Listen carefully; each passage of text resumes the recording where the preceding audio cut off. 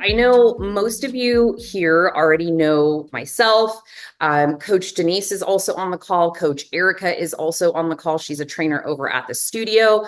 I've been doing this for a really long time in terms of weight training and teaching women the strength and the confidence and the power that they can gain by really gaining control of the only place that you have to live, which is your body.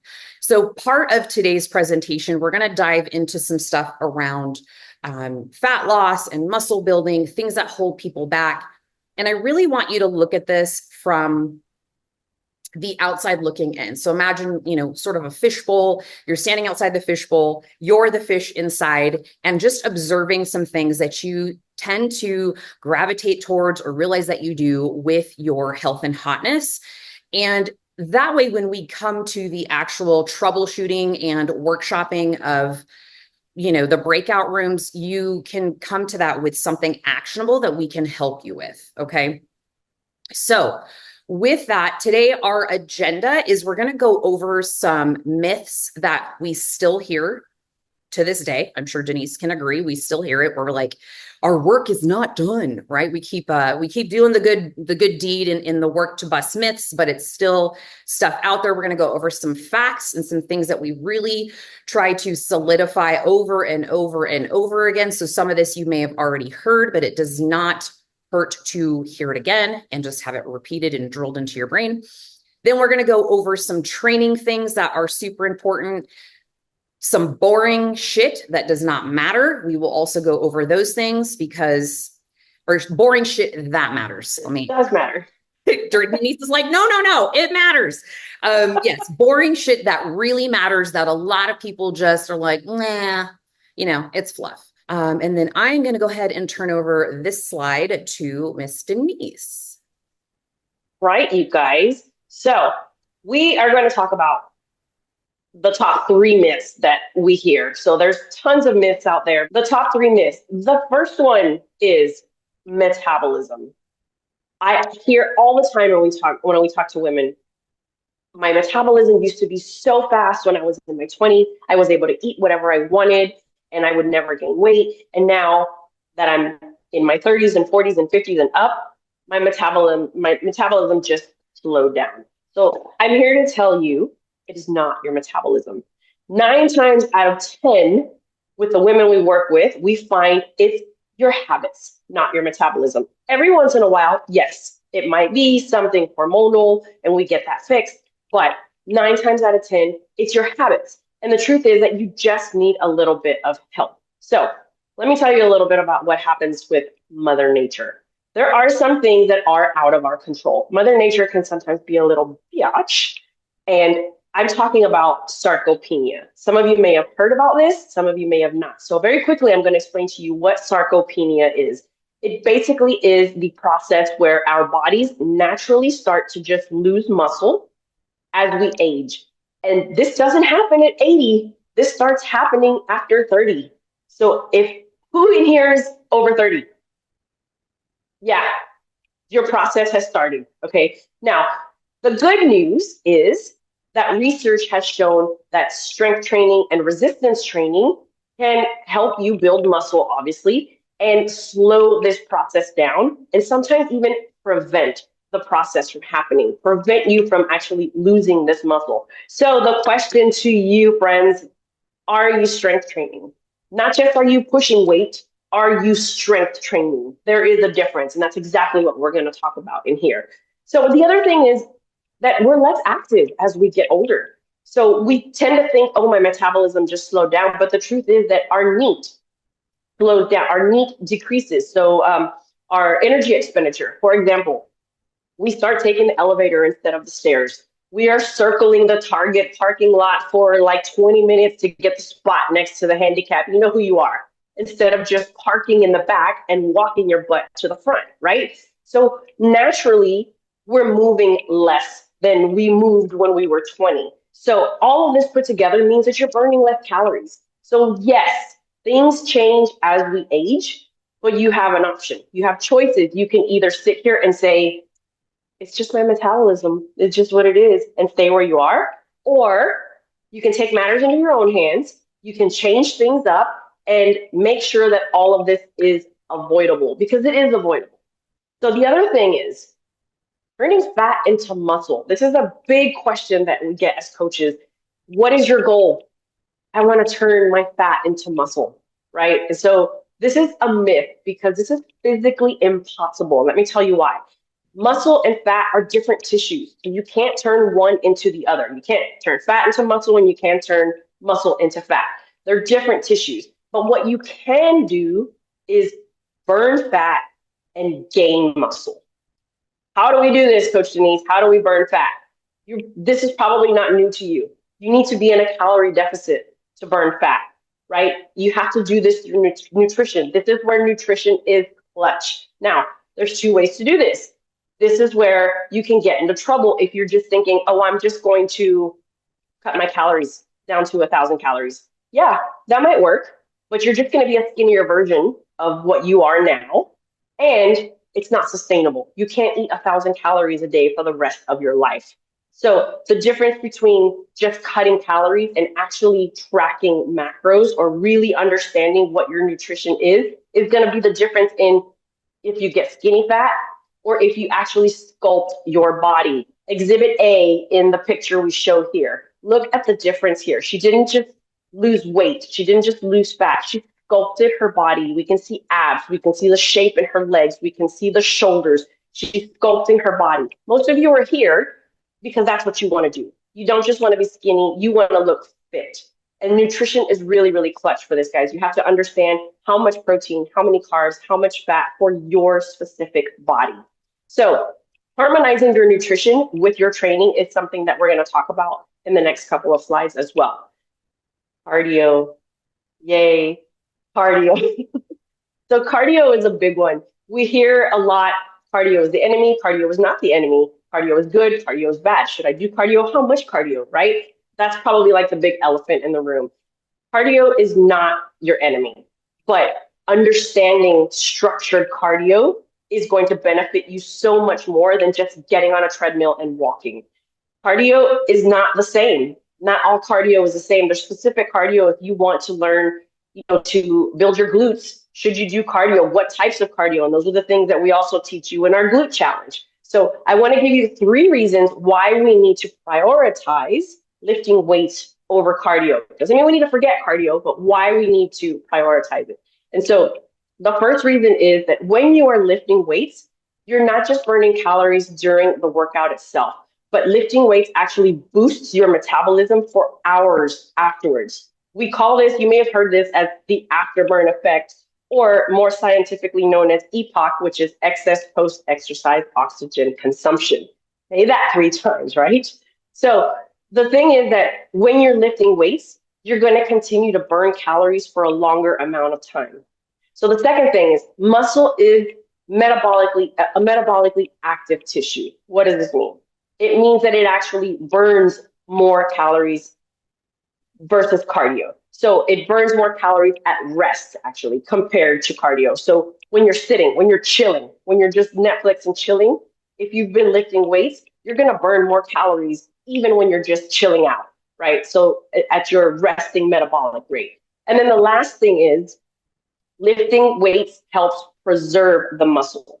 So when you're doing cardio, especially for like long duration, steady state cardio, there's a risk of losing muscle. Yes, you'll lose fat, but you're risking losing muscle as well. And if you lose muscle, we just heard, the more muscle you have, the faster your metabolism is. So if you're losing muscle, then your metabolism is actually slowing down. But weightlifting actually signals your body to hang on to that hard-earned muscle. So Diane is going to talk to us about the facts, but I just want you to understand cardio is not the enemy, but it's understanding how to structure your cardio with your strength training so that you can get the most bang for your buck. Yeah, this is actually a really great, just 3 things that we hear really commonly that women come to us still, right? Like, can we turn this fat? Can I turn this into muscle? And it's, and I get it because I believe I probably thought that the first 5 years that I started working out and, getting in the gym and that was just a thing. I had no idea until I got my personal training certs and did workshops. I'm like, oh, Fat is a different tissue than muscle. So we can't, unless we have a magic wand, bibbity bobbity boo that shit into muscle. So that is absolutely a myth. So let's jump into some facts here. Now, I know Denise briefly mentioned essentially the holy grail of what most women are trying to achieve that come to us, most of them, not all of them, is trying to build muscle and burn fat at the same time.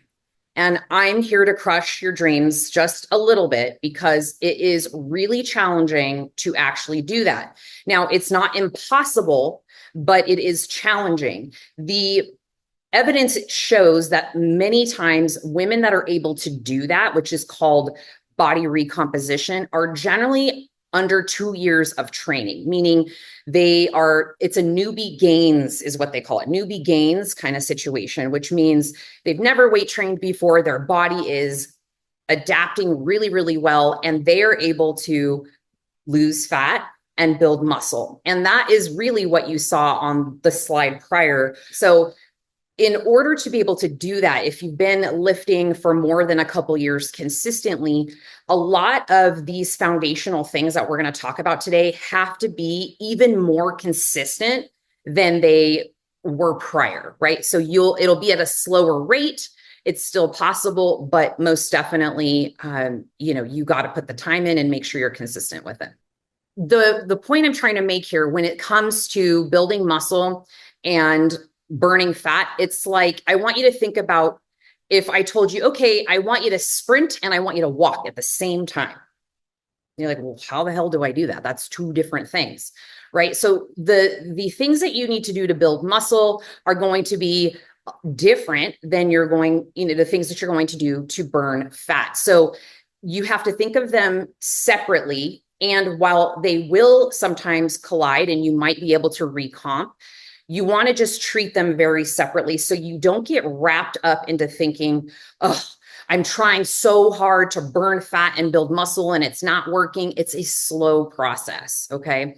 So when it comes to what you really need to become a strong and sculpted boss bitch, these are some pillars that you want to shape your consistency around: your diet and your training, right? So you want to harmonize your diet and your exercise so that way you can set yourself up for the best possible scenario to actually build muscle. So you're going to need materials, right? It's like if you were going to build a house, you need the right tools, you need the right materials. It's the same thing when it comes to building muscle. It's even more important to build in consistency and really hone these things in when you're over 40, because we have some factors that are playing against us as we age. So these things have to be even more consistent, more on lock, and dialed in as best as you can. Obviously, perfection is not reality, but we want to try to really keep it as consistent as possible. When it comes to building muscle, you have to think about what we're doing, right? You're building. And in order to build, you need materials. And the materials in this case for your body are going to be protein, carbs, and also you want the tools, which is going to be your weight training. So those things together are going to create the shape that you're wanting in your physique. Now, the thing with weight training, which we're going to go into a little bit today, is that it can't just be like, well, I'm weight training, I'm going to the gym and nothing's happening. We need to focus on things like progressive overload, your form, your intensity, right? These things actually matter instead of just, well, yeah, I'm lifting weights. But what does that actually look like? Let's take a look again with a wider lens and see what we can tweak, fix, refine, and actually make, improvements on, so that way you are inching closer and closer to your goals. Okay. So the first thing I wanted to ask you guys is a little bit of audience participation here. Is when you go into a phase, whether you join a program or not, what is the first thing that you personally typically will tweak either in your diet or your exercise when you want to make a change? And that change could be losing weight. It could be burning body fat, losing body fat, or getting stronger, whatever your flavor of things is. I want to know from the peanut gallery, what's the first thing that you generally tweak? Amanda says she makes a plan. Good. And what does that plan generally consist of? So I want to get super detailed, right? Like, what is it when you think to yourself, like you're sick and tired of your own bullshit, right? Like, I think all of us probably get to some point like that at some, crossroads, and it might not be as aggressive as I am, where I'm like, you get sick of your own bullshit, but I get sick of my own bullshit, quite frankly.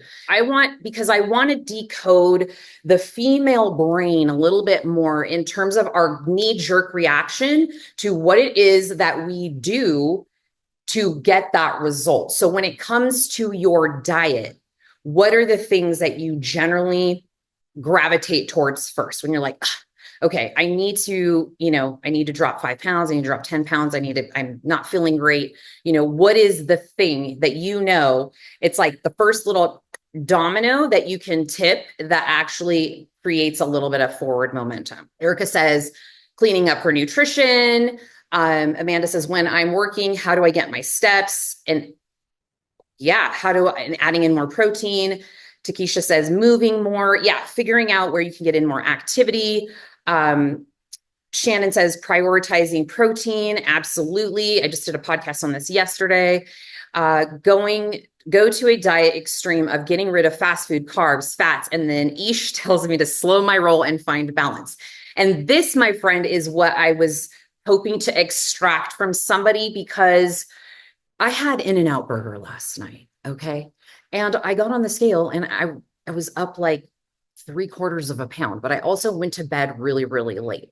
And I want us to get out of the mindset of like, these are bad foods and this is a bad food. And I can't have anything and I gotta be, overly restrictive. So this is just another, way that I'm trying to get through to my audience is you can have I can have In-N-Out because the rest of the week I eat like a pretty good angel, right? I got a little halo. And so I can afford to have that without guilt and not feeling like oh my God, I'm going to get fat because I had this meal, right? So getting you to really frame it and start to see that you can create some balance, but it has to be very, very mindful. Gina says, my diet was bad. Can't out-work out a bad diet. Absolutely not. You cannot. And then being intentional about protein, planning meals. Absolutely. The planning meals and the protein is key, right? Like that gets you 2 steps ahead. So I know I'm probably at my time here because we're trying to be very conscious of the education piece of this. But when you are weight training, your protein demands are going to increase. So when we talk about harmonizing things, you have to think of that, right? If you are training and you're constantly sore, or you can't seem to lift any heavier, or you are hungry all the time and you're struggling with hunger, because you started weight training. We see that often as well. You have to think about protein, right? That's going to be the base level foundation of what is going to help aid in the recovery and the muscle building process, right? And then that's on the diet side of things. And then on the training side, your training needs to be consistent and challenging enough to elicit your body to change. All right. Then we go into diet cycling. And this is a fact that I, again, am standing at the top of my soapbox to try to really drill into my audience, because you can't just be dieting all the time. And I know a lot of times women will say, well, I have 50 pounds to lose. I can't stop. We'll work with them. They'll lose, we'll work with them. We should put them on a diet, get them some results. 12 weeks, let's say they lose 15 pounds. And we're like, okay, now we're going to move into a little bit of a maintenance phase. You're likely going to still lose some body fat and some weight, but we need to make sure your metabolism doesn't go to shit. So you can't just think, well, I have so much weight to lose, I need to diet for an entire year, right? Like, who can sustain that, first of all? And your body's much smarter than you are, and it will pump the brakes real hard at some point. So one thing that we really want to reiterate here is you need to cycle your diet. your diet time, right? So right now I'm in a fat loss phase. I'm in a fat loss phase till October. Once that's over, I'm not going to just keep going in my fat loss phase. I'm going to then switch to maintenance, maybe a little bit of a surplus, and I'm going to go into more of an intentional building phase, right? So you're cycling these things, even if you feel like you have so much farther to go. So really phasing your diet around your training is super important. And then the last one, again, cardio is not the only answer when it comes to fat loss. This tends to be a go-to for most women. That's the first thing that they pull out of their bag of tricks is like, I need to lose 10 pounds, 20 pounds, 30 pounds. I'm going to start running. I'm going to start going to the gym and getting on the elliptical. You know, this is their go-to, or I'm going to join a boot camp or a group fitness or something like that. And that's mainly cardio. The reason we see this get prioritized is time and time again, women will tell me, well, because it burns more calories. When I weight train, I could do a leg day and I'd be in there for an hour and I burn 400 calories. If I was to do an hour of cardio, I would burn 650 calories, right? That is an absolute disastrous way of thinking when it comes to changing your body and actually doing this for the long haul. So one thing you have to consider is that you are going to want to keep cardio in, but you don't want to make it the priority. You don't want to put it at the top and make it seem like it's this end all be all for your fat loss.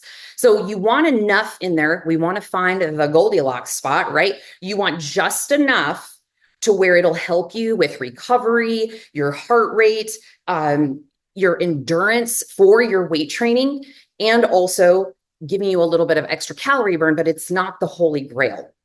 It's not the enemy, but it is not the priority. So I just always see this and it always just like makes me crazy and makes me want to itch my head a little bit because I see so many women stop weight training because they're like, it's not burning enough calories and I'm just going to go back to Orange Theory or whatever, right? So again, just to recap, cardio is not the only answer. You got a diet cycle, and diet and training is super important to harmonize those so that way you can see change. Any questions on that, feel free to dump it in the chat, and then we're going to move on to training. Perfect segue. The other thing I wanted to add to that was what I hear a lot is I sweat more when I do cardio than when I'm lifting weights. So I feel like I'm getting a harder workout because I'm sweating more. Sweat does not equal intensity or progress. Some people don't sweat at all. Other people sweat like a pig. It doesn't matter. So don't think that because you're not sweating doing a lifting routine that you didn't actually train hard enough. Don't base it on sweat. So talking about training. All right, so you guys all have the weightlifting guide, or you should have it. If you don't have it, please drop a message in the chat so that we can make sure you get it. It was sent out via email this morning. So we put a lot of work into this resource. We want to make sure that you guys, use it and get the information that you need, because knowledge is power, you guys. And so there's 3 things in there that we do want to talk about today. Well, the first thing is form. Form in your training is king. You've probably heard that many, many times, and it's because it's true. Because without the proper form, you're not actually going to achieve proper muscle contraction. And if you're not achieving the proper muscle contraction, did you even lift? Like, why are we even there if we're not actually getting our muscles to work, right? So how do you know if you have the proper form? If you are our client, we have so many resources for you.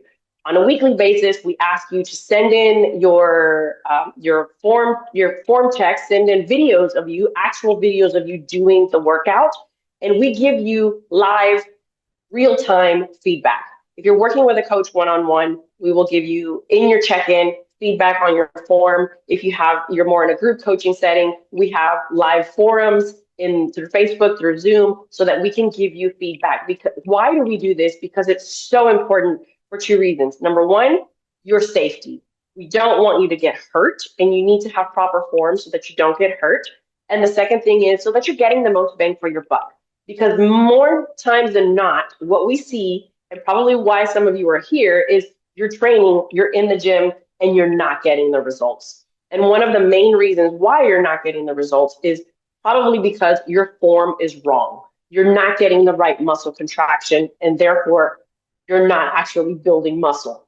So if you're not our client, there are other resources. You can YouTube, you can, look online. Just be mindful. Make sure that you are watching credible people. You're not just watching, some fitness influencer that got a new outfit and wants to say she's the expert at a squat because she has a, 20-year-old ass. Just make sure that you are listening to credible people. Or if you have a coach, ask your coach. Also, a lot of our coaches, I know Coach Amanda and Coach Erica are on here. We post on our Instagrams as well. We talk a lot about forums. So feel free to creep there for more guidance on all of our coaches' pages. So the next thing I want to talk about is slowing down. So performing reps is not a race. Okay, take your time performing the reps. I always tell my clients, I'd rather you do 8 to 10 good reps than for you to pump out 15 to 20 and you're just like going through the motions, just doing the thing.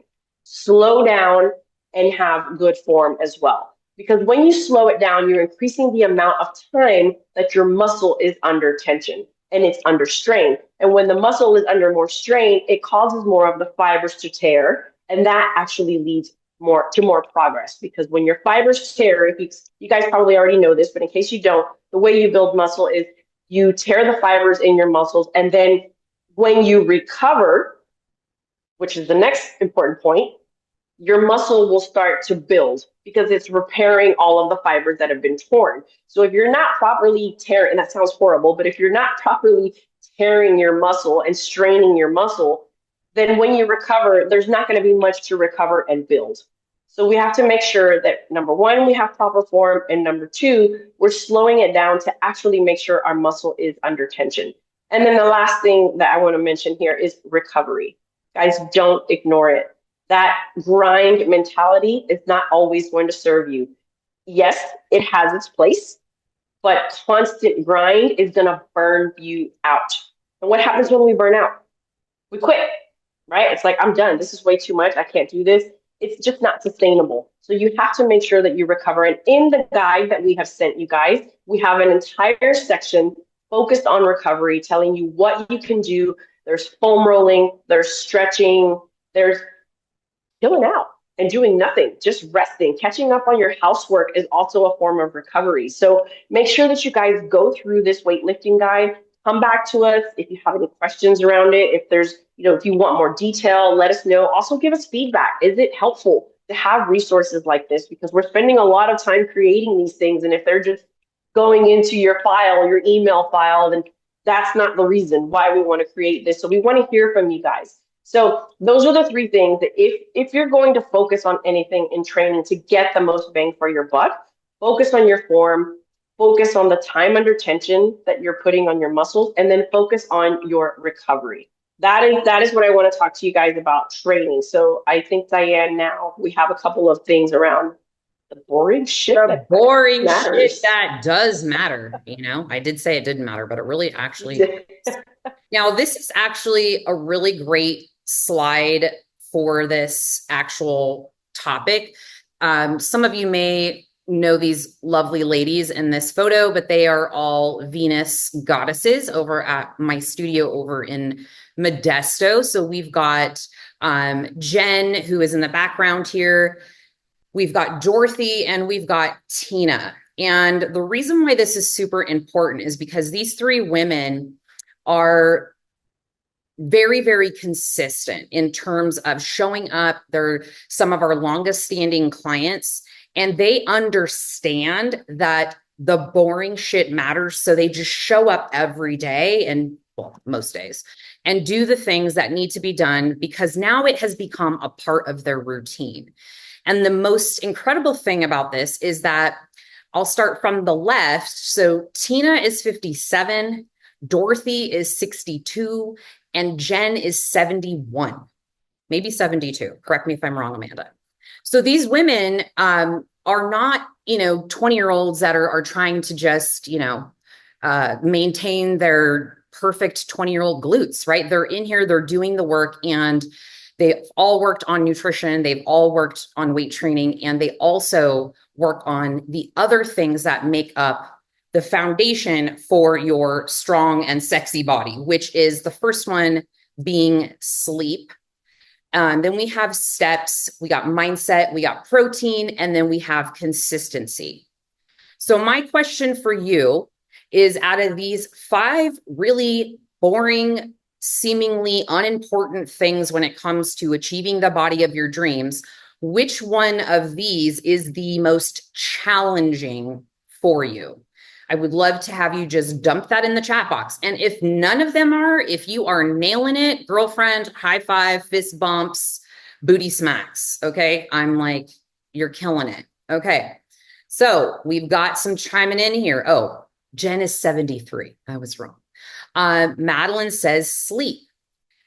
Mary says steps. Keisha says sleep and steps. Amanda, we be knowing you're operating on like 4 hours usually. Okay. So sleep is super important. This is, again, just to, recap what Denise was saying, this is where your recovery happens.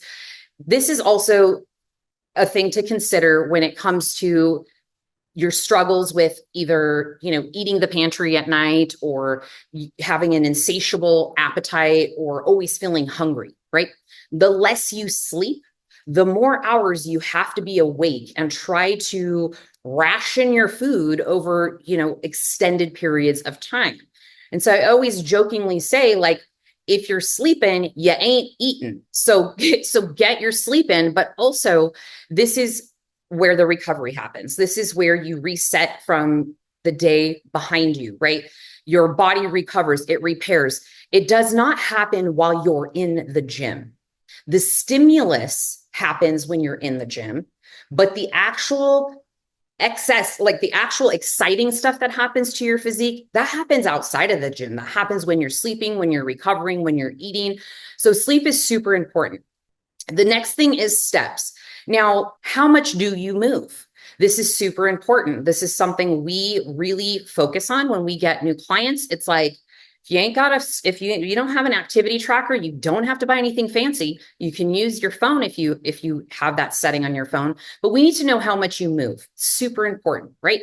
Ideally, we would love to see most of our clients somewhere in the 8 to 10,000 steps per day range, right? This is a little bit over an average of a typical active person, and it's not too far the other way. We're not Amanda Glitters getting 24,000 steps a day, right? She just doesn't fucking sit still. And she's up at 4 a.m. So that's why she's getting so many steps.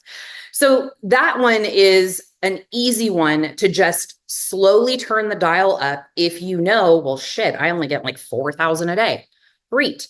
Let's increase that by 500 steps next week, right? Where you're just every day, you're just trying to get 500 more steps. Maybe you work on next week getting 4,500 steps a day for that entire week.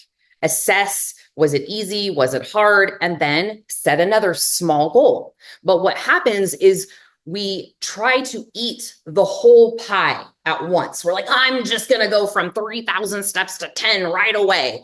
And then we fail because it's a way too big of a change. And then we just are back at square one. So let's just Goldilocks our way up to that goal. Then we have the mindset piece of it, which is very underrated when it comes to achieving your goals. So ask yourself, who am I surrounding myself with? How is the mentality around health and fitness and being 1% better and kind of having a growth mindset? How is that around the people that you're surrounded with the most? Your partners, your family, your friends, your coworkers. Think about that, because that starts to seep into your brain, and then you start to pick up habits of the people in your immediate circle. And if those habits aren't serving you, not only for your physique goals, but like, hi, you want to live a long time, then you have to start expanding and getting outside of your circle a little bit and trying to find those people, because that, my friends, is what will lift you higher.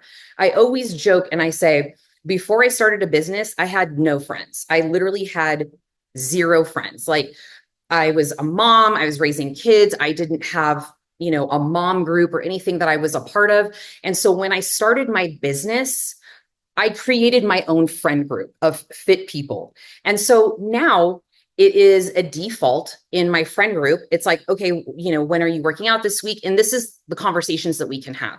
These are not conversations I can have with my family, with my sister, with my dad. Like, they're like, fuck you, I'm not eating broccoli, right? So being surrounded by this is super important for your long-term success. And if you don't have that, I encourage you, obviously we have the Facebook community, the Facebook group, reach out in there. I have prompts in there, just post it in there. Let's just get people to engage so you feel like you're a part of something super important. Then we have protein. Your muscles are made of protein. I know we've talked about this a lot already today, but every meal should be prioritized around protein if you want to make sure that you are effectively setting yourself up for success with this, right? When you sit down to have breakfast, when you go to grab a snack, when you go run around town and you're running errands on the weekend and you didn't bring, anything with you or a protein bar or anything, and you got to pull into Chipotle or, El Pollo Loco or whatever. What is the protein? I need to find a lean protein at one of these places and then I can figure out the rest of the shit, right? This is where your brain needs to default to when it comes to your nutrition, and then you can figure out the rest. The carbs and the fat, that's the easy part. We just got to figure out the protein. And then we've got consistency. I always chuckle a little bit because I know that this is something I used to ask back in the day, which is, how do I stay consistent? And the asshole in me wants to say, just do the things you're supposed to do every day. Wake up and just repeat, right? But it's much easier said than done because we're humans. We wake up, we have fleeting emotions at any given time, depending on what comes at us. So what I can tell you about consistency is you have to create a routine around the things that are challenging for you to stick to your goals, right? So any of your issues that you have with executing, let's say getting in protein or getting in your workouts, you need to break down those barriers so that way it becomes automatic, right? Brushing your teeth is automatic. If you forget to take your supplements, what is one thing you already do in the morning that you won't forget? Is it drink coffee? Is it brush your teeth? One of those two things, probably most of you do. So put your supplements by the coffee pot. While you're getting your coffee ready, take your supplements, or by your toothbrush, you take your supplements, right? So it's starting to stack your habits. And that is really how consistency starts to take place. And then it starts to be a snowball effect, and it just becomes who you are. So one other thing I will say is this is never an act of us trying for you to be 100% perfect. Our goal is that you're just trying to nail these things 80 to 90% of the time. And then you give yourself that wiggle room to have a day where maybe you sleep in and you forget your supplements, or you travel and you're like, I forgot all that shit at home. Don't beat yourself up over it, right? What do you do most of the time is what matters.